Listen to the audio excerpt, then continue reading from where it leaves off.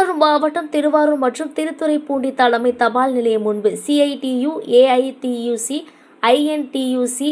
LPF உள்ளிட்ட மத்திய தொழிற்சங்க சார்பில் ஒன்றிய பாஜக அரசு தொழிலாளர் விரோத போக்கை கைவிடக் கோரியும், தொழிலாளர்கள் 44 சட்டங்களை 4 சட்ட தொகுப்புகளாக மாற்றியதை வாபஸ் பெற கோரியும், 100 நாள் வேலை திட்டத்தை மகாத்மா காந்தி பெயரை மீண்டும் வைக்க கோரியும், பொதுத்துறை நிறுவனங்களை தனியாருக்கு விற்பனை செய்யக்கூடாது, 2025 மின்சார திருத்த சட்ட மசோதாவை திரும்ப பெற வேண்டும் உள்ளிட்ட பல்வேறு கோரிக்கைகளை வலியுறுத்தி வேலைநிறுத்தம் செய்து மறியல் போராட்டம் நடத்தினர். மறியல் போராட்டத்தில் ஈடுபட்டவர்களை காவல்துறையினர் கைது செய்து தனியார் மண்டபத்தில் தங்க வைத்தனர். இந்த மறியல் போராட்டத்தில் AITUC Gunasekaran, Chandrasekar Azad, CITU Jaishankar, Jothibasu, INTUC Rajiv Gandhi, LPF Arunagiri, Tamilarasan உள்ளிட்ட ஏராளமானோர் கலந்து கொண்டனர்.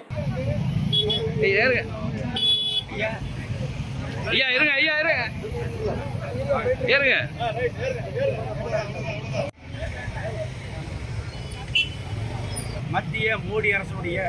தொழிலாளர் விரோத நடவடிக்கையை கண்டித்து பிப்ரவரி 12 அகில இந்திய அளவிலே வேலைநிறுத்தத்தை நடத்த வேண்டும் என்று மத்திய தொழிற்சங்கங்கள் அறைகோல் விட்டது. அதன் அடிப்படையில் இன்றைக்கு 40 கோடிக்கும் மேற்பட்ட தொழிலாளிகள், விவசாயிகள், பொதுமக்கள், வியாபாரிகள் என்று வேலை நிறுத்தத்தில் இறங்கியிருக்கிறார்கள். மிகவும் குறிப்பாக பொதுத்துறை நிறுவனங்களை தனியாருக்கு விடுகின்ற போக்கை கண்டித்து,